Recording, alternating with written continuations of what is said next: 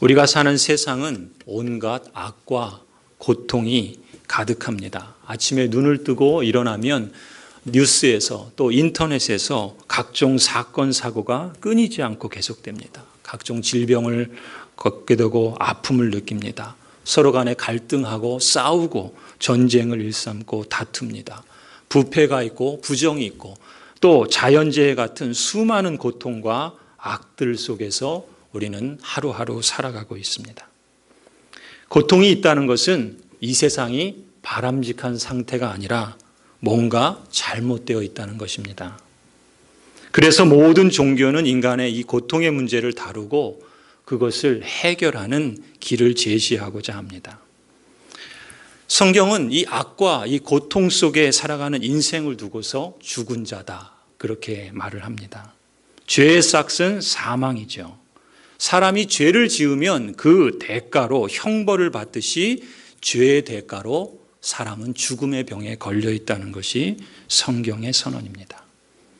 마치 성경은 의사처럼 진단합니다. 온갖 종류의 악과 고통들은 바로 사람이 죽음의 병에 걸려 있다는 증상이라고 그렇게 말합니다. 감기에 걸리면 목이 아프죠. 또 열이 납니다. 콧물이 나고 머리가 아픈 그런 증상이 나타납니다. 마치 그런 것처럼 사람이 겪는 고통, 수많은 악들은 우리 인간이 지금 죽음의 병에 걸려 있기 때문에 나타나는 증상들이다라는 것이 성경의 가르침입니다. 왜 사람이 이렇게 죽음의 병에 걸리게 된 걸까요? 오늘 우리가 이 성경의 가르침을 잘 요약해 주는 하이델베르그 교리문답을 통해서 살펴보고자 하는 주제가 바로 이것입니다. 먼저 로마서 5장 12절은 선명하게 이 질문에 대해 대답합니다. 그러므로 한 사람으로 말미암아 죄가 세상에 들어오고 죄로 말미암아 사망이 들어왔나니 이와 같이 모든 사람이 죄를 지었으므로 사망이 모든 사람에게 이르렀느니라. 성경은 한 사람으로 말미암아 죄가 세상에 들어왔다. 또 죄로 말미암아 사망이 들어왔다. 죽음이 들어왔다. 그렇게 선언합니다. 바꾸어 말하면 죄와 사망이라는 것이 처음부터 존재하는 것이 아니었다라는 겁니다. 그런데 어느 때부터 이 죄와 사망이 들어왔다는 것이죠. 하이델베르그 교리문답 제6문도 이 점을 선명하게 밝혀주고 있죠. 6문의 질문이 이것입니다. 그러면 하나님께서는 사람을 그렇게 악하고 패역한 상태로 창조하셨는가? 아니라는 겁니다. 하나님은 사람을 선하게 지으셨습니다. 더군다나 자신의 형상, 곧 참된 의와 거룩함으로 창조하셨습니다. 이것은 사람으로 하여금 자신의 창조주 하나님을 바르게 알고 마음으로 사랑하며 영원한 복락 가운데에서 그와 함께 살고 그리하여 그분께 찬양과 영광을 돌리기 위함이라 그렇게 가르치고 있습니다. 우리가 창세기 1장 2장에서 배우는 것처럼 하나님은 보시기에 좋은 세상을 만드셨습니다. 특히나 사람은 하나님의 형상대로 특별하고 존귀하게 지으셨습니다. 죄 없는 세상, 죽음을 모르는 사람, 이것이 창조 때 하나님이 만드신 세상이요 사람입니다. 창조 때 하나님께서는 사람에게 두 가지 명령을 주셨죠. 먼저는 창조 명령을 주셨고 그 다음에 선악과 명령을 주셨습니다. 창조 명령은 인간을 창조하신 목적을 담고 있죠. 그것이 바로 무엇입니까? 창조주이신 하나님을 사랑하고 영광을 돌리며 그 안에서 영원한 기쁨을 누리고 잘 살라는 목적입니다. 그것이 창조 명령에 담긴 목적이죠. 한마디로 우리식으로 표현하면 뭡니까? 나도 잘 살고 남도 잘 살도록 도우라. 그것이 하나님의 뜻이었습니다. 그래서 나도 잘 살고 남도 잘 살도록 도움으로 하나님께 영광 돌리는 삶. 그것이 하나님께서 이 창조 명령을 주신 목적이었죠. 사람이 하나님과 같이 잘 다스리고 경영해서 풍요로운 삶을 살고 영광이 가득한 하나님 나라를 만들어 가라는 목적으로 주신 것이 창조 명령이었습니다. 그런데 이 창조 명령을 수행하기 위해서 한 가지 조건이 있었죠. 그 조건이 무엇입니까? 바로 사람은 그 창조주 하나님을 신뢰하고 의지해서 살아야 한다는 것이었습니다. 사람은 모든 것을 자유로운 선택과 결정에 따라서 행할 수 있는 권한이 있고 능력이 있지요. 하나님께서 그런 능력과 권한을 주신 것입니다. 하나님의 형상대로 지음받았기 때문에 사람은 하나님과 소통할 수 있는 특별한 능력을 가졌습니다. 하나님께서 또한 사람에게 하나님처럼 창조할 수 있는 그런 능력도 부여해 주셨습니다. 이 점에서 사람은 그 어떤 피조물보다 영광스럽고 능력 있는 유일한 피조물이죠. 자신을 이토록 영광스럽고 특별하게 지으신 하나님, 그 하나님을 사람이 마땅히 신뢰하고 의존해야 한다는 사실을 늘 기억한다면 사람은 그 무한하신 하나님의 능력 안에서 무궁무진한 창조의 그 능력 안에서 이 땅을 더욱 평화롭고 또 더욱더 풍요로운 그런 하나님 나라로 펼쳐갈 수 있었을 겁니다. 죽음은 물론이거니와 감기 같은 병이나 어떠한 고통마저도 없는 그런 생명의 나라, 그런 풍요로운 나라, 그런 영광이 가득한 나라, 하나님께서 처음 만드신 세상, 하나님께서 허락하신 그 삶, 바로 그것이었습니다. 그리고 선악과 명령을 주셨죠. 이 선악과 명령은 무엇입니까? 인간이 하나님을 신뢰하며 하나님을 의존해야 한다라는 것을 기억시켜 주는 것입니다. 인간은 하나님을 신뢰하고 의존하는 존재라는 사실을 상기시켜 주기 위해서 주신 것이 이 선악을 알게 하는 나무였습니다. 그것을 뚜렷하게 알게 하도록 하나님은 동산 중앙에 이 나무를 두셨습니다. 이 나무를 볼 때마다 사람은 기억해야 했습니다. 창조주 하나님이 누구신가? 그 하나님이 나를 어떤 존재로 만드셨는가? 그래서 나는 어떤 삶을 살아야 할 것이고, 그리고 무엇보다 그 하나님을 신뢰하고 의존하며 살아야 한다라는 것을 상기해야 했습니다. 인생의 바른 목적이 무엇이고 또 자신이 누구인가를 그 나무를 보면서 기억하도록 주신 것입니다. 그래서 하나님을 계속해서 신뢰하고 하나님을 의지해서 하나님이 주신 복과 특권을 누리는 것이 이 선악과 명령을 주신 하나님의 의도였습니다. 이렇게 볼 때 이 선악과 명령을 통해서 우리는 기독교 신앙의 본질이 무엇인가를 깨닫게 되죠. 그게 바로 뭡니까? 그건 순종입니다. 순종한다는 건 하나님을 진짜 정말 진실되게 왕으로 인정한다는 증거입니다. 말로만이 아니라 마음으로만이 아니라 정말 하나님을 왕으로 모시는 증거가 순종입니다. 나 외에는 내 앞에 다른 신을 두지 말라. 오직 하나님께만 순종할 때 진짜 하나님이 영광을 받으시는 것이죠. 그래서 순종이 기독교 신앙의 핵심이다. 기독교 신앙을 지탱하는 핵심이 바로 순종이라 말하는 것이죠. 여러분, 잠시 이 기독교 신앙의 핵심되는 단어들을 몇 가지 짚고 가면 좋을 것 같습니다.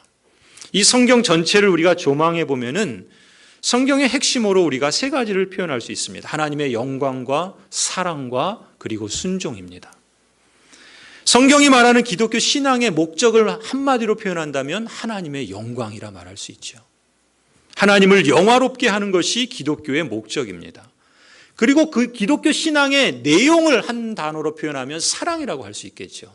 하나님을 사랑하고 이웃을 내 몸처럼 사랑하는 것, 그것이 기독교 신앙의 내용이죠. 사랑할 때 하나님의 영광이 드러납니다. 그리고 그 기독교 신앙을 추구하는 방법이 무엇인가? 그것이 순종이죠. 순종으로 하나님을 사랑하고 순종으로 이웃을 사랑하는 것, 이렇게 순종할 때 하나님이 영광을 받으시고 그 가운데 우리는 기쁨을 누리는 것입니다. 이것을 우리가 기억할 필요가 있겠죠.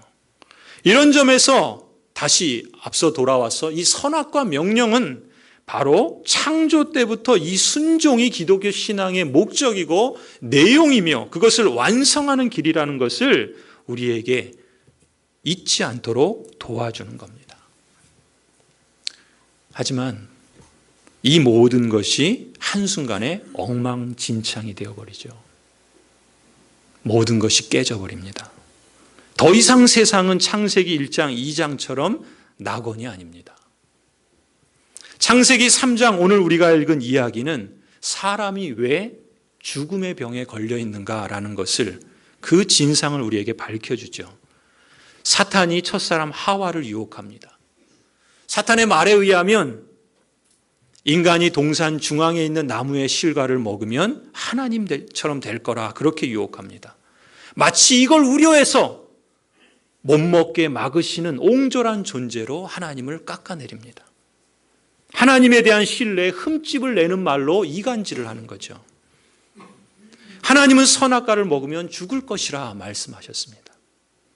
그런데 사탄은 오히려 하나님의 말씀을 따르지 않고 자기 말을 따르면 진정한 삶의 자유를 발견하게 될 것이다. 그렇게 유혹했습니다. 여러분, 사탄 항상 이런 식입니다. 사탄은 항상 이렇게 유혹하고 이간질하고 그리고 자기 편을 삼아서 결국 어디로 이끄는가? 죽음으로 이끕니다. 이단이 그렇고요. 유혹하는 자가 그렇습니다. 하나님을 의존하고 순종하는 것은 인간을 속박하는 것이라고 그렇게 말합니다. 사람이 자기 스스로 자기가 주인이 되어 살아야지 하나님을 신뢰하고 의지하는 것은 어리석은 짓이라 그렇게 말합니다. 하나님의 뜻과 부르심과는 상관없이 내 마음대로 선택하고 내 하고 싶은 대로 살아라.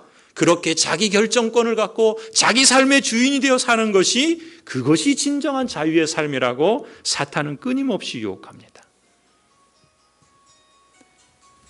이 유혹을 먼저 받은 하와가 여러분 어떤 선택을 했는지 아시죠? 어떤 선택을 합니까?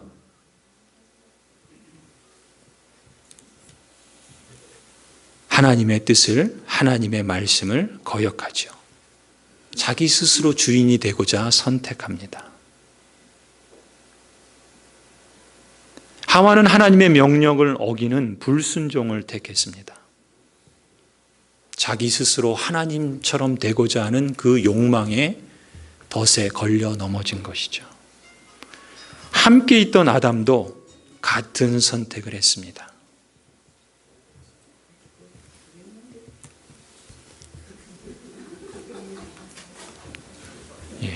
이 사탄이 지금 우리의 마음을 혼돈스럽게 하는지도 모르겠습니다.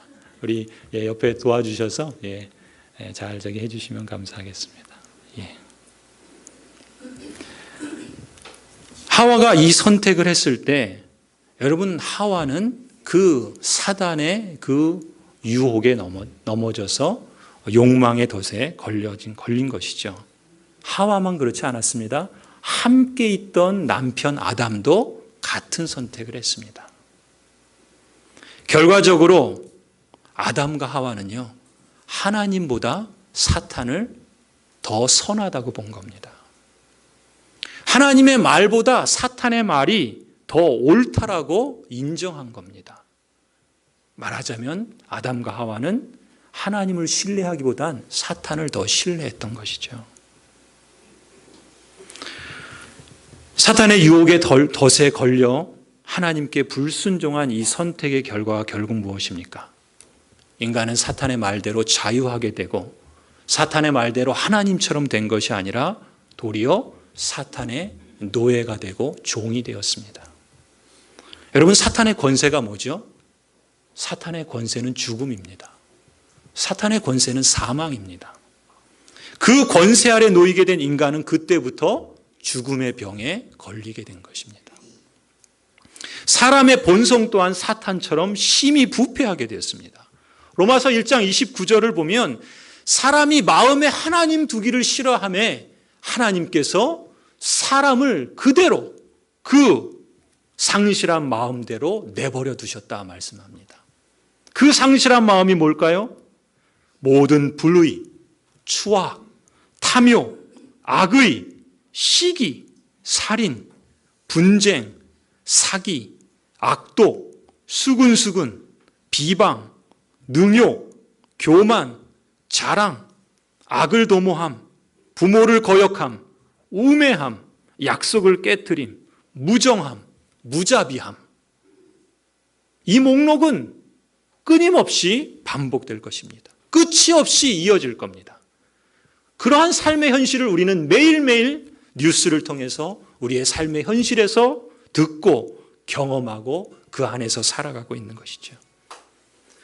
사람들은 이 같은 일을 행하는 것이 죽음에 처한다고, 사형에 해당한다는 것을 알면서도 자기만 행하는 것뿐만 아니라 이 사회는 구조적으로 그 악 행하는 것을 조장하고 있습니다.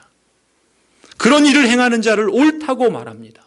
힘이 있으면, 권력이 있으면, 돈이 있으면 유전무죄, 무전유죄. 그렇게 전적인 부패 가운데 빠졌습니다. 정말 부패 가운데 빠진 것 같아요. 여러분, 모든 사람은 이렇게 죄악 가운데 태어나고 또 죄악 가운데 살아갑니다.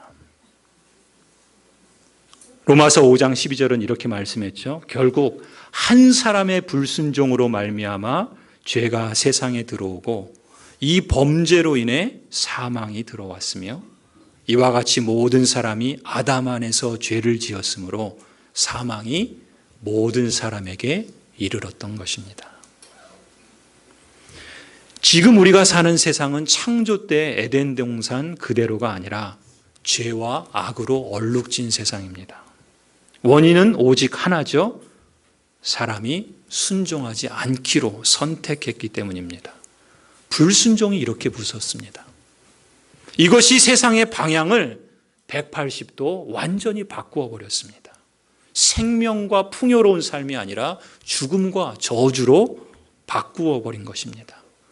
사람에게 죽음을 가져다 주었습니다. 그때부터 생명과 풍요, 이 방향이 죽음과 고통의 방향으로 바뀌었을 뿐만 아니라 이제 모든 사람만이 아니라 이 세상에 있는 모든 피조물조차도 죽음의 고통 아래서 신음하며 살아가고 있습니다.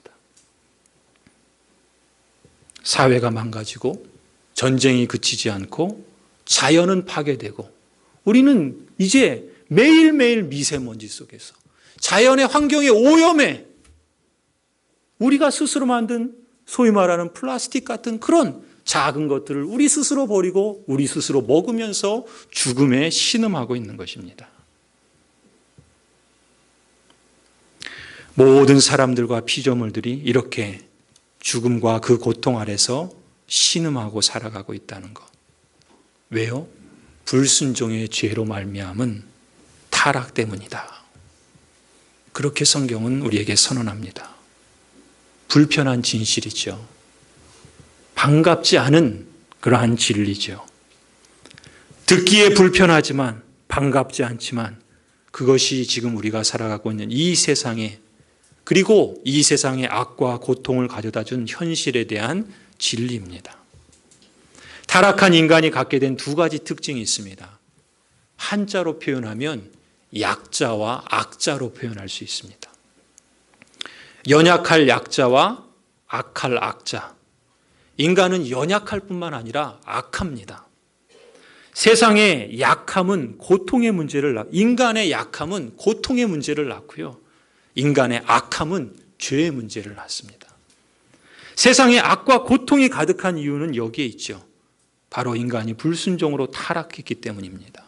인간이 불순종을 선택해서 타락했을 때 일어난 두 가지 큰 문제가 있습니다. 아담을 보면, 하와를 보면, 그리고 그 이후에 인간의 역사를 보면 첫 번째 문제는 생존의 문제입니다. 오늘 창세기 3장 17절에서 타락한 인간은 종신토록 땀을 흘려 수고해야 먹고 살아갈 수 있는 존재로 전락합니다. 두 번째 문제는 안전의 문제입니다. 창세기 3장 23절에 보면 인간은 그 에덴 동산에서 쫓겨납니다. 그리고 그때로부터 인간은 늘 안전을 위협받으면서 살아가게 됩니다. 이처럼 인간에게는 예기치 못한 일, 통제할 수 없는 일들이 부지기수로 일어납니다. 예기치 못한 죽음을 당하기도 하고, 예기치 못한 질병에 걸리기도 하고, 예기치 못한 실패를 경험하기도 하고, 예기치 못한 이별을 맞이하기도 하고, 예기치 못한 사고와 재난이 인간에게 고통을 가져다 줍니다. 그래서 사람들은 저마다 나름대로의 방식대로 생존과 안전의 문제를 확보하기 위해서, 이걸 해결하기 위해서 다양한 방법을 동원합니다. 비근한 예로 오늘 우리 사회의 보험 산업이 발달한 이유가 뭡니까? 의료보험, 자동차보험, 생명보험, 화재보험, 여행자보험, 연금보험, 교육보험 모두가 다 생존과 안전의 문제를 해결하기 위한 방책들이죠. 인간은 그만큼 약합니다. 자기 스스로의 선택과 힘으로 자기의 생존과 안전을 확보할 수 없습니다. 그래서 그걸 확보해 보려고 애를 써보지만 근본적인 해결책이 되지는 않습니다. 어떤 사람들은 생존과 안전의 문제를 돈에 맡기고 싶어 합니다. 여러분, 인종과 문화와 시대와 지역을 초월해서 공통적으로 나타나는 현상이 있습니다. 그게 뭘까요? 사람은 어떻게 해서든 미래를 예측하고 싶어 합니다. 그리고 그 예측해서 알게 되면 그러면 자신의 안전과 자신의 생존을 확보할 수 있을 거라 그렇게 기대합니다. 그래서 어느 나라, 어느 민족을 가도 점치는 것이 공통적인 현상으로 있습니다. 방식은 다르지만 미리 알면 스스로 막을 수 있다고 생각하는 거죠. 하지만 성경은 어떤 형태로든지 길흉화복을 점치는 것은 우상숭배다. 그것이 인간의 생명을 확보할 수 없습니다. 안전을 지켜줄 수 없습니다. 알아도 그것을 피할 수 없는 것이 인간의 연약함입니다. 이러한 행위들은 결국 또다시 사탄의 속임수에 걸려 넘어지는 것뿐이죠. 그럼에도 불구하고 사람들은 계속해서 시도하죠. 왜요? 그만큼 약하기 때문에 그렇습니다. 자신의 고통을 피하기 위해서 근본적인 해결책이신 하나님께 돌아오기보다는 그 죄의 어두움 속에서 허우적거리면서 사방을 향해서 손을 흔들어 보는 겁니다. 살려달라고. 아무데나 그렇게 손을 휘젓고 있는 꼴입니다. 여러분, 죄로 인해 부패한 인간은 연약할 뿐만 아니라 악합니다. 완악한 것이죠. 사람들은 인간이 약하기 때문에 종교가 필요하다고 생각합니다. 젊었을 때는 자신의 힘을 의지하고 살아가지만 나이를 먹을수록 자신의 힘으로 되는 것이 별로 없음을 깨닫고 자신의 연약함을 절감하면서 종교가 필요하다고 느낍니다. 일면 맞는 면도 있죠. 하지만 인간은 연약하기 때문에 하나님이 필요하기도 하지만 완악하기 때문에 하나님이 더 필요합니다. 젊다고 하나님을 외면하고 자기 힘으로 살아보려고 하지만 그게 악입니다. 예수님은 인간의 악함의 문제 또 약함의 문제를 모두 해결하신 분입니다. 예수님은 인간 악의 문제, 죄의 문제를 처리하기 위해서 스스로 약한 인간의 모습으로 오셨습니다. 이것이 역설이죠. 스스로 인간이 되셔서 인간의 연약함을 채울하실 뿐만 아니라 완악한 인간의 그 시기와 그 죄악으로 인해서 친히 고난을 받으시고 십자가에서 대신 죽음을 당하셨습니다. 예수님은 자신의 고난을 통해 자신의 죽음을 통해 사람들의 죄 문제를 해결하시는데 사람들은 정반대로 자신의 고통을 피하기 위해서 죄를 짓습니다. 성도 여러분, 하나님의 성령으로 거듭나지 않는 한 인간에게 소망이 없습니다. 불순종으로 타락한 인간에게 생존과 안전은 체감적 필요죠. 우리가 피부로 느끼는 체감적 필요입니다. 그러나 사실 인간에게 진정한 필요는 바로 하나님을 만나는 일입니다. 여러분은 예수님을 만나셨습니까? 여러분은 예수 그리스도 안에서 평안하십니까?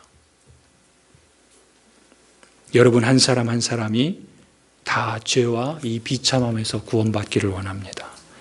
예수 그리스도 안에 있는 생명의 나라에 들어가기를 원합니다. 창조주 하나님을 바르게 알고 마음으로 사랑하며 영원한 복락 가운데에서 그와 함께 살며 찬양과 영광을 돌리는 복된 인생, 그러한 인생이 다 되시기를 주님의 이름으로 축원합니다. 기도하시겠습니다.